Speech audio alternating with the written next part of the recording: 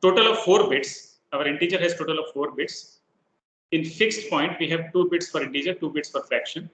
In floating point, we have 2 exponent bits and 2 Mentesa bits. Now we generate all the combinations. Okay, we generate all the combinations. So here we have generated all the combinations. These are our 16 possible combinations. Because we have 4 bits, we can have total of 16 combinations. Now integer value of this is very straightforward. It is 0. This is 15. All right. So now in fixed point, the first 2 bits are for the integer part, and the last 2 bits are for the fraction part. So now you can easily compute. For example, for this 01 is 1, and this 01 as a fraction, this is 0.25.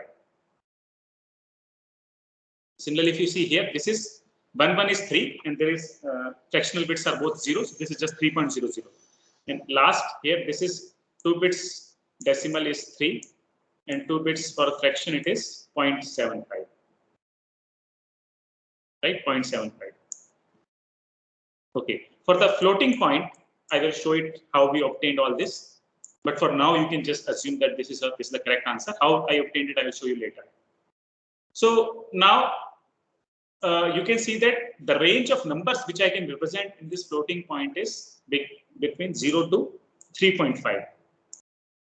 Actually, yeah, 1 also you can count. I mean, you can start from 1 because our convention was to start with 1. So between 1 to 3.5, this is the range of numbers I can count. Okay. So one more observation you can see is that what is the difference between consecutive numbers? So here the difference between consecutive numbers is 0.25.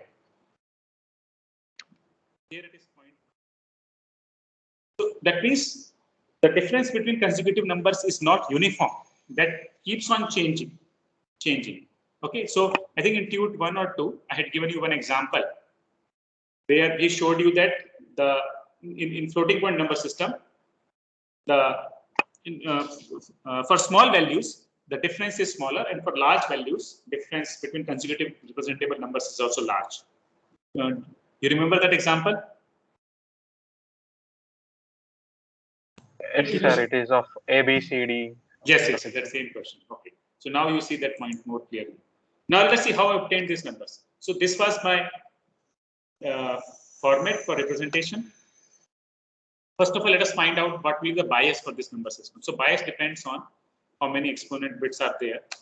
So here bias is given as 2 raised to power number of exponent bits minus 1, and the whole thing minus 1. So the bias here is 1. So the smallest normal number is where fraction is all 0. Exponent cannot be all 0. Exponent can be 0, 1. Okay, so actual exponent is 1 minus bias. So actual exponent is 0. This is 1, so which goes here, and now bias comes here 1. So that actual exponent is 0. So number becomes 1 into 2 raised to power 0 minus 1.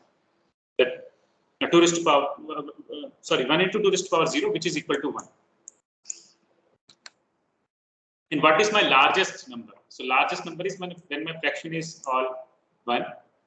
Exponent can be exponent cannot be all 1, but it can be all bits 1 here, but the last bit cannot be 1. So this is 2, and my bias is 1. So 2 minus 1 is 1. Okay, so my number is 1.11. So this fraction comes here, 1.11 into 2 raised to power 1. So this 1 comes here. So this equals to 1.75 into 2, which is equal to 3.5. So this is how I got the range as here as 1 to 3.5. Now, which combination is infinity? Infinity is that combination when exponent is all 1 and fraction is all 0. Okay, so we had 2 bits for the exponent, 2 bits for the Mentesa. So both these bits can be 1 and both these bits have to be 0. So that is 1100. Okay, so that's what I wrote here. this 1100 becomes infinity.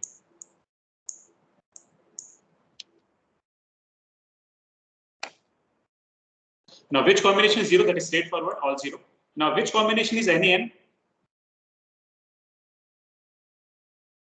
So, exponent has to be all 1 and fraction should not be all 0.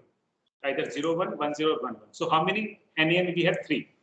Because we have 2 bits of fraction, 2 bits of fraction, right? So, 2 is to the power 2 minus 1. So, that is 3. That's why we have 3 NaN here. Right? Now, if I have, do I have d normal number? Yes. A d normal number means exponent bit is all 0. Exponent bit is all 0. And fraction is not all 0. That means 3 possible combinations for the fraction. Okay. So here bias is actually E will be not 0 minus bias, it will be 1 minus bias. So E will be 0 here. So you just put the fraction. So let us see, for example, the number in binary is this. So exponent is 10 and mantissa is 01, right? 10 and 01. So actual exponent is 10 minus 01, which is 1. So actual exponent is 1. So fraction is 01 in base 2, which will be 0.25 in base 10. So my overall number becomes 2.5. So this is just one illustration of how I got that whole 16 numbers. Any question, please? You have to do some, review of these slides. Okay. This slide will require actually pen and paper practice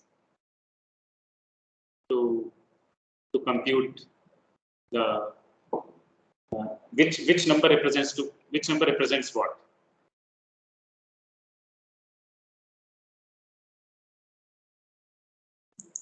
Okay.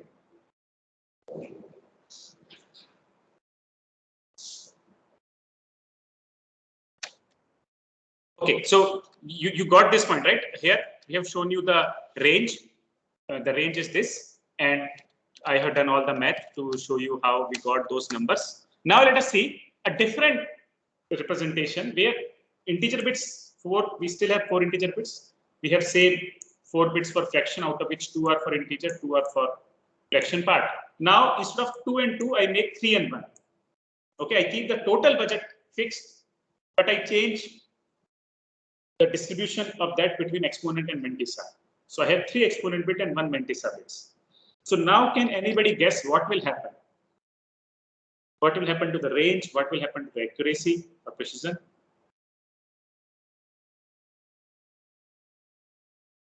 Yes, please tell me. What will happen to the range and precision? So range will increase and precision will decrease. Very good. Very good. So now we have this.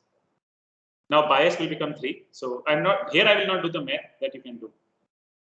So range has now increased from 0.25 to 12. Previously, what was the range? Can anybody tell me? 1 to 3.5. Yeah, 1 to 3.5. And now here, both sides it is increased. That means lowest side and highest side, both sides it is increased. So range has increased. All right. So not only that, and of course, integer and fixed point, they are same as previously. So now another point is here, difference between consecutive numbers. Here it is very small. Here it is increasing. Okay, and here the difference is 4, right? So one point you have to very carefully observe that although I'm calling that my range is 0.25 to 12, but even all the integers I cannot represent accurately.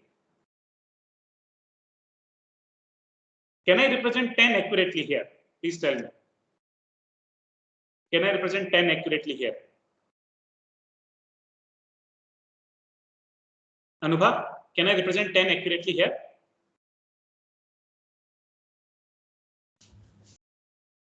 So 8 plus 2.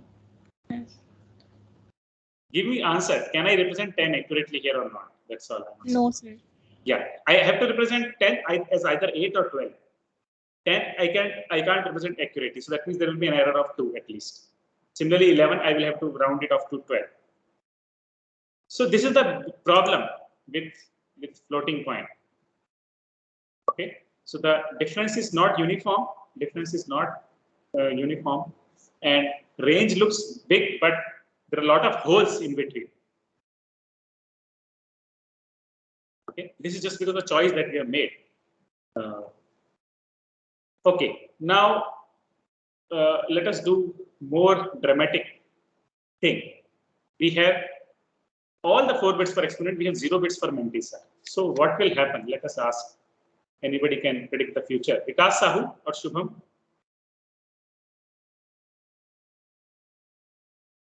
Vikas, Shubham or Prashant?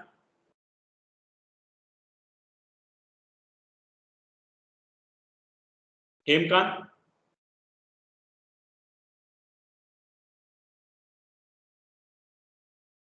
Hemkant? Kunal? Shrikant? Suman? Anybody can just predict what will happen to the range, what will happen to precision. The range will increase only one side. The range will increase only once. Gaurav, let us see. Gaurav.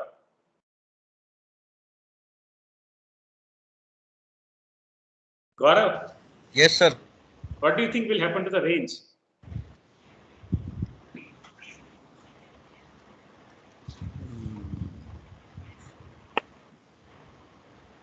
So range will increase both sides, not just one side actually. So here you can see range has now increased. Previously we were at 12, only 12. Now we have reached 128. Similarly, in the lower side we have reached such a small value. So there is no Mantissa bit. So biggest problem is we can represent only power of 2 numbers. All right. So if I want you to represent 96, can I represent 96 here accurately? Can I accurately represent 96? Priyansh, yes. No, sir. Yeah, we can't represent 96. So although I am theoretically claiming my range is between this to this, but there is a lot of big holes here. Okay, there are a lot of holes here which I can represent. So any questions here, please? Vishnu, you have question?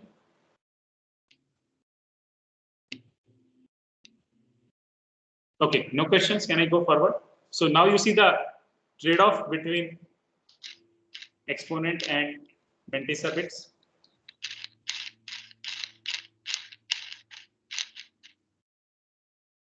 Okay. And here the difference between consecutive number is very small. Here it is so large. It is very unintuitive, right? Nobody will expect this. If I call range as this, nobody will expect this, but that's what happens. Now let us go other way.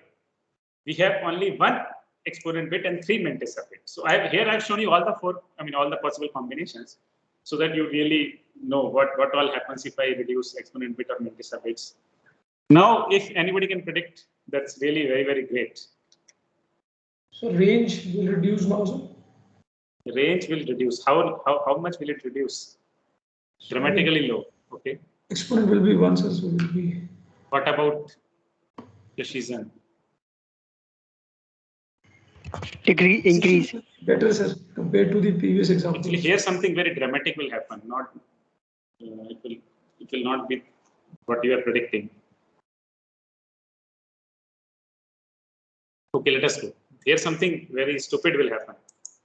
So, so here we can't represent any normal number. So remember, see, our number of nan was how much? 2 raised to power. Here, for example, 3 minus 1. Okay, so that is 7, right? So we have 7 nan and the same number of d normal numbers, right? The number of nan is same as number of d normal numbers. We can't represent any normal number here. So all we have is d normal number. So the d normal numbers range between 0.25 to 1.75. So definitely range is very small, and that also in the d normal number range. Okay. And this number format is not much used. There are too many NAs. So if you have too many fraction bits, right? If you have too many fraction bits, then you are unnecessarily increasing the number of NAs and number of D normal numbers.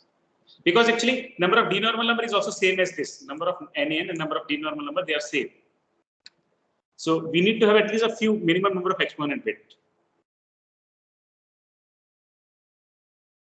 Okay, so you can't just keep on increasing the number of Mantissa bits without having some minimum number of exponent bits. So this number is definitely, this number system is very useless.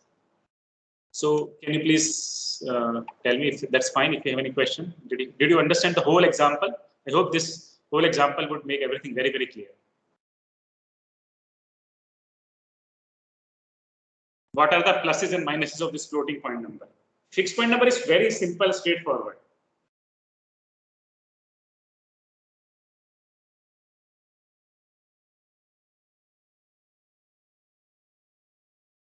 No questions? Shall we go forward? Okay. So what are the insights? Exponent controls the range. Mantissa decides the precision, right? For example, in this case, we had no Mantissa bits. So we can represent only power of two numbers. We can't represent non-power of two numbers. And we need to balance them for a fixed total bit width. If you have too many Mantissa bit, then our range becomes too small. We will have overflow. And if you have too many exponent bits, that means our Mantissa bit will be too less. Then we'll have to approximate many values to nearby representable value. Okay, if we have too many exponent bits, we'll have to approximate many values to nearby representable value. So neither of the two is good. We need to have a balance between them. Okay, is it clear?